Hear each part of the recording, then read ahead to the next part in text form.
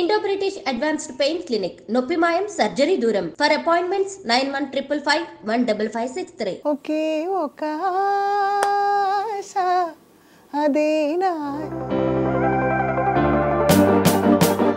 మీరు బాగా పాడతారు, నేను దాన్ని దారుణం చేశాను, sorry. Right now I'm having a fan girl moment. అన్ని రకాల పాత్రలు వేసి ఒక సెన్సేషన్ ఒక టైంలో. సో ఇప్పుడు ఎలా ఉంది from there till now? Quite అయిపోయిందా life? Every time life makes you struggle. That means you I think of myself as a spring. నువ్వు ఎంత పుష్ చేస్తే, సారీ ఫర్ ద లాంగ్వేజ్. అసలు రిలేషన్షిప్స్ గురించి మీ అభిప్రాయం ఏంటి? ఈ అమర ప్రేమలు, ఈ నువ్వు లేకపోతే నన్ను బతకలేనంటాను, యూ కంప్లీట్ మీ, నేను సగమే ఉన్నాను మిగతా సగం నువ్వు, ఇవన్నీ బండలండి. ఇప్పుడు ఇండస్ట్రీలో ఉండడానికి మీ డ్రైవింగ్ ఫోర్స్ ఏది? లవ్ ఫర్ సినిమా అయినా? ఈ రోజు నేను నా పెళ్ళాం కంటే నేను సినిమాలు ఎక్కువ లవ్ చేస్తాను, తనకి తెలుసు. Sorry. What was your driving force to be in cinema? Was it fame? Was it money? Very clear. ఎందుకంటే నాకు, మీరు నమ్మరు, నాకు డాన్స్ మాస్టర్కి మధ్య గొడవలు.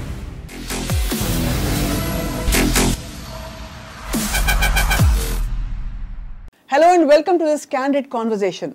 మనం మామూలుగా class hero, mass hero, action hero, lover boy, chocolate boy, రకరకాల పేర్లు పెట్టుకుంటూ ఉంటాం. కానీ అన్ని హీరోలకి, అన్ని పేర్లకి అతీతంగా ఈ జానరస్ అన్నీ కూడా నావే అని చాటి చెప్పిన హీరోలు కొద్దిమందే ఉంటారు.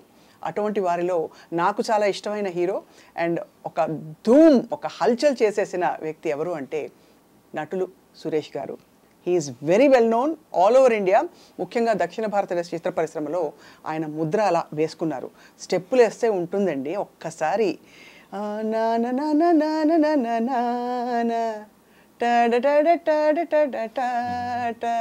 ఈ పాటలు ఒక్కొక్క పాట అంత సూపర్ హిట్ పాట.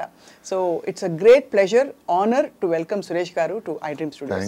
నమస్తే సురేష్ గారు. ఐ డ్రీమ్ ప్రేక్షకులందరికీ నా నమస్కారం. Wish you very very happy new year 2025. Right now I'm having a fangirl moment. అయ్యో.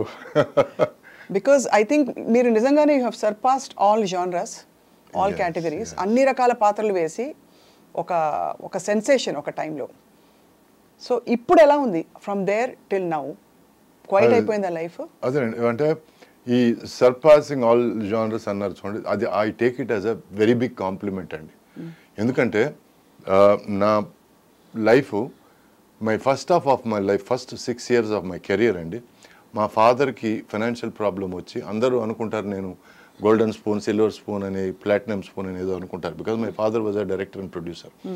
బట్ రాముడు పరశురాముడు అనే ఒక సినిమా చేసి ఆయన ఫైనాన్షియల్గా బాగా దెబ్బతిని హార్ట్ ఆపరేషన్ అయ్యి, ఆయన అప్పులు అప్పుడు 80s 34-35 లక్షలు ఉంటే, తర్వాత 6 సంవత్సరాలు నేను యాక్టర్ అయ్యి వాటిని అన్నిటిని పూడ్చాను.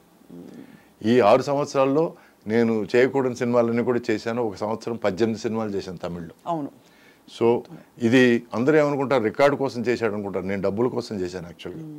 అండ్ ఆ స్టేజ్ అయిపోయి కొంచెం ఫైనాన్షియల్గా నేను బెటర్ అవుదాం అనుకునే పరిస్థితిలో సడన్గా నాలో పురుగు ఏమిటంటే, నేను ఓన్లీ లవ్ స్టోరీసే చేస్తున్నాను, నా కెరీర్ ఇంతేనా, సో ఇంతకు మించి నేనేం చేయలేనా. నేనేమనుకున్నానంటే ఫస్ట్ ఒక 2-3 years లవ్ స్టోరీలు, తర్వాత మెల్లగా ఫ్యామిలీ స్టోరీలు, ఆ తర్వాత ఏదైనా కొంచెం కామెడీ, కొంచెం యాక్షన్, ఇట్లా కొంచెం వైవిధ్యం చూపిద్దాం. ఎందుకంటే నేను యాక్టర్ అయింది to be an actor, not to be a star or hero or you know lover boy అవుదామనో, రిషి కపూర్ అవుదామనో, లేకపోతే వాట్ ఎవర్ అవుదామనో అనుకోలేదు. నేను wanted to be a full blown actor. ఎందుకంటే నేను పెరిగింది watching Dustin Hoffman, Robert De Niro, so ఇలాంటి గ్రేట్స్ చూస్తూ పెరిగాను నేను. So if I somewhere have the capacity to be a hero, ఎందుకంటే నా ఫస్ట్ సినిమా కూడా నేను ఎడిటింగ్ రూమ్లో, అంటే మా ఫాదర్కి ప్రాబ్లం వచ్చినప్పుడు నేను ఎడిటింగ్ అసిస్టెంట్గా చేశాను, అసిస్టెంట్ డైరెక్టర్గా చేశాను, డాన్స్ అసిస్టెంట్గా చేశాను.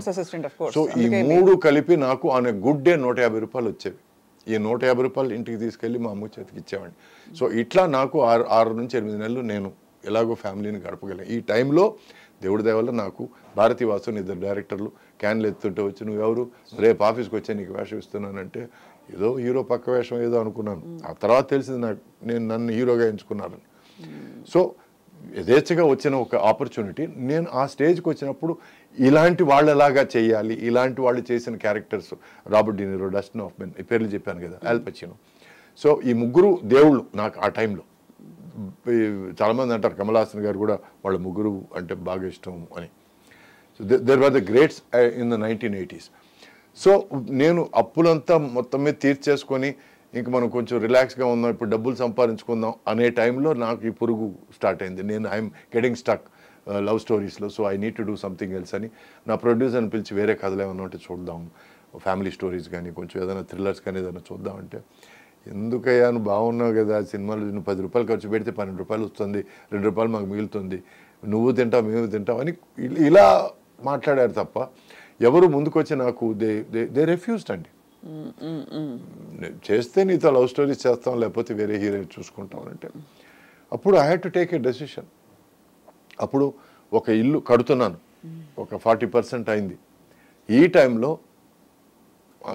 Common sense is okay fine, ఇంకో 2 సంవత్సరాలు ఇట్లాగే 2-3 సంవత్సరాలు గడుపుదాం, ముందుకు ఇల్లు చక్క పెట్టుకుందాం. బట్ నాకు కామన్ సెన్స్ అని ఏమి లేవు కదా అని చెప్పాను. నన్ను నువ్వు రిజెక్ట్ చేసినప్పుడు, వేరే దేనికి నేను పనికిరాను అనుకుని రిజెక్ట్ చేసినప్పుడు, నేను ఇంక నీ సినిమా చేయను అని ఇలా 11 సినిమాలు చేయలేదండి, 11 ఫిల్మ్స్.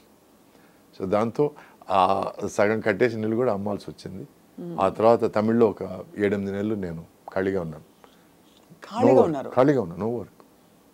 ఎందుకంటే ఇండస్ట్రీలో వాళ్ళు ఏమన్నారంటే అమ్మ పడమటాయా వాడు సినిమాలు చేయడండి, వాడు ఏదో చాలా అప్పుడే ఏదో ఫైటింగ్లు అవి చేయాలి, యాక్షన్ చేయాలి, అది చేయాలని మోసేశారు కొంచెం.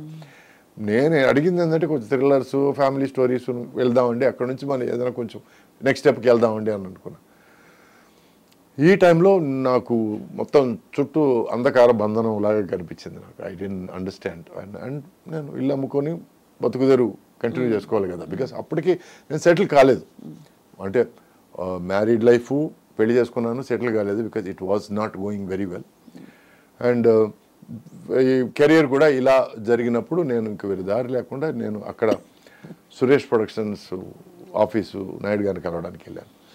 ఆయన బిజీగా ఉంటూ హైదరాబాద్లో నేను ఎక్కువసేపు అక్కడ ఉన్నాను, అక్కడ కలువు నేను నిశ్చితంగా మాట్లాడతాను నీతో అన్నాను. సో హైదరాబాద్ వచ్చి నాయుడు గారిని కలిసి నాకున్న ప్రాబ్లం నిజాయితీగా చెప్పాను. సార్ నేను యాక్టర్ కావాలనుకుంటున్నాను సార్, కానీ నన్ను అలో చేయడం లేదు సార్, నన్ను బొమ్మలాగా వాడడానికి ట్రై చేస్తున్నారు సార్. సో నాకు చేంజ్ కావాలి, డబ్బులు కాదు సార్, నాకు మంచి వేషాలు కావాలి, అంతే కదా. సరే ఓకే పో అని అన్నారు. మా ఫాదర్కి ఆయనకి బాగా పరిచయం అండి. సో నేను ఎందుకు ఆయన్ని అంకుల్ అని పిలవాలనిపించలేదు. అదే అంత రెస్పెక్ట్ ఆయన మీద as a producer, as a Pioneer, as a visionary. So ముందు నుంచి ఇప్పటివరకు నాయుడు గారనే పిలిచాను నేను. చిన్నప్పుడు ఏమైనా తెలియకుండా పిలిచుండొచ్చు కానీ అంకుల్ అని. బట్ కరెక్ట్గా అండి మీ నంబరు ఒక 15-16 డేస్ తర్వాత అక్కడ నుంచి ఫోన్ వచ్చింది, ఇట్లా పుట్టింటి పట్టుచీర సినిమా. సో అది రావడం ప్లస్ అది మాత్రమే కాకుండా అండి నాయుడు గారి సినిమా నేను చేశానని చెప్పి, నేను చేస్తున్నానని చెప్పి, దానివల్ల ఏమైందంటే పద్మాలయ నుంచి చిన్న కోడలు అనే సినిమా పిలుపు వచ్చింది. ఆ తర్వాత ఉషా కిరణ్ మామాశ్రీ అనే సినిమా పిలుపు వచ్చింది. నంబరు 3-4 నెలల పరిధిలో ఈ 3 సినిమాలు రిలీజ్ అయ్యి 3 సినిమాలు బాగా ఆడాయి. సో దాంతో నా లైఫ్ మళ్ళీ స్టార్ట్ అయింది. సో నేను 3 వచ్చి కొంచెం లేడీస్ ఓరియంటెడ్ సినిమాలు, ఫ్యామిలీ డ్రామా సినిమాలు. నేను తమిళ్లో నేర్చుకున్నది నేను ఇక్కడ పెట్టుకున్నాను. ఏమిటంటే వరుసగా 2-3 సినిమాలు ఒకే జానర్లో ఉండకూడదు. I wanted to do different stuff. అందుకే నేను సుమన్ గారితో ఒక సినిమా విలన్గా చేశాను, ముత్యాల సుబ్బయ్య గారి సినిమా. ఆ తర్వాత పరువు ప్రతిష్ట అనే సినిమా సుమన్కి విలన్గా చేశాను నేను. ఆ తర్వాత ఫుల్ బ్లోన్ విలన్ దొంగాట. ఆ తర్వాత మళ్ళీ చిరంజీవి గారితో సినిమా ఇద్దరు మిత్రులు. I was happy doing different stuff, ఎందుకంటే ఇట్ గేవ్ మీ ఫ్రీడమ్. ఎందుకంటే ఇప్పుడు రొమాంటిక్ అంటే ఒకే లుక్, నువ్వు లేకుండా నేను చచ్చిపోతాను, ప్రాణదాసి, ఇవన్నీ ఈ డైలాగులు బోర్ కొట్టిపోయిందండి. So I needed to do something different. ఈ టైంలో Ammoru was a godsend. ఎందుకంటే నాకు there was drama, there was thrill and the same time amazing VFX. It was a trademark film. So దానివల్ల ఎందుకు ఇంత నేను కథ చెప్పానంటే అవి చెప్పండి it's very interesting to see.